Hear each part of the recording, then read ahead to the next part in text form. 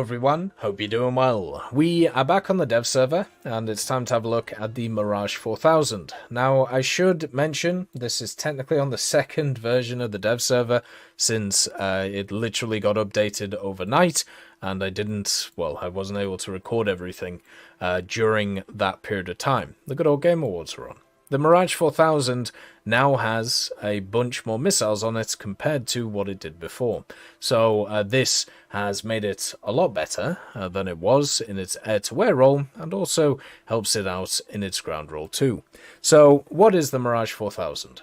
Imagine you take a 2000 and you make it quite a lot bigger and kind of change its role and what it's designed to do and give it two engines.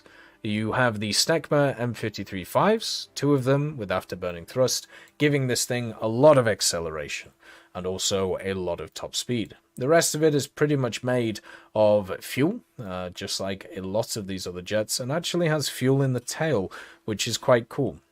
Something that you don't always see with these types of vehicles. It does have a radar on it, the Thompson CSF RDM, which has a lot of different capabilities on it, surprisingly, even though it doesn't have a lot of capabilities to actually use it in the game right now.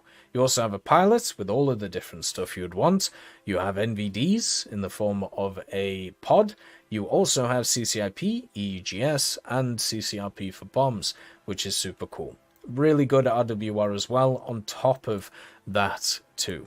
Now, the more interesting thing about this is, of course, the suite that it has access to in the form of secondary weapons, which got updated, as I said, overnight. What you can actually bring now, which is pretty cool, is a set of 12 missiles for the magics. So you can see here 4, and then you add the these ones 6, and then 8, and I can't count for some reason, which isn't great. Basically 4, 8, and then 9 is the way that I'm basically saying it. So yeah, you have 4 on each side, plus the drop tanks if you want them. You don't need to bring the top drop tanks if you don't want. So that's 8 all aspect IR missiles, and then you can also bring a 530F if you want to along with it. If you want to not bring along more magics, you can actually bring along more semi-actives if you feel like it, and try and put that radar to use, which is pretty cool. So from a air-to-air point of view, this vehicle is full of all aspect missiles of the IR variety, with 8 of them in total, which I think is the most that we have in game on any singular vehicle. The Su-27 coming in can carry a decent amount of them, but at the same time has only 6 IR guided ones, and even the big old R-27ETs have to replace an IR guided one anyway. The other thing about it is it isn't just an air-to-air vehicle. It's a multi-role vehicle overall, so you can carry a bunch of different ordnance options as well. You do have some rockets, only a few snebs, and that's really about it. You also have the BGL 1000 guided bombs, and also the Atlas 2 targeting pod, which is a fantastic targeting pod, and a bunch of dumb bombs too if you want them. Including, you also have some air-to-ground missiles in the form of the AS-30L Nords, which is kind of nice. So 250 kilos, 2000s, and even 1000s. I feel like most people, though, instead of going for this kind of setup with the different bombs and the different things like this, since now it has way more capabilities in the terms of air-to-air, I'm pretty sure everybody's going to try this out because, well, Magic 2s are very powerful if you didn't know, and also they got buffed more recently. They have a very good overload, they have a very good speed, and a good enough guidance time to be used from kind of lower used from kind of lower speeds or lower angles of attack or lower distances. The vehicle itself, the Mirage, doesn't have access to any other camos, which kind of sucks because usually these vehicles for France do have access to some camos, so it'll probably get some cool user ones, and it does have access to 96 countermeasures and large caliber ones, meaning that they're a lot more useful than the standard ones, meaning that it can survive a lot better than other vehicles. The Mirage 4000 for me is kind of the sleeper of the update.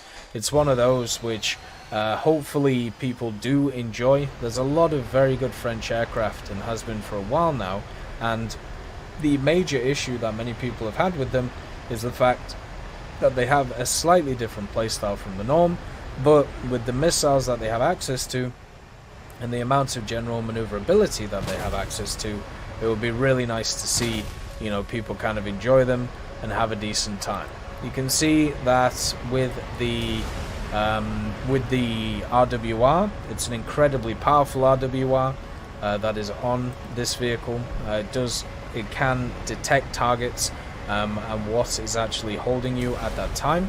And with this type of loadout, even if you don't want to take all of the IRs and you want to take some other things, you can be really powerful with it. And also, another thing that is always nice to have, especially in ground, is another option that can kind of just throw out a bunch of guided bombs. Only this thing has only 2 of them, but 2 should be enough to get the job done for most vehicles that are around. For the actual radar, you can see that it does have a few options, not a ton, but mostly the standard ones that you see from people.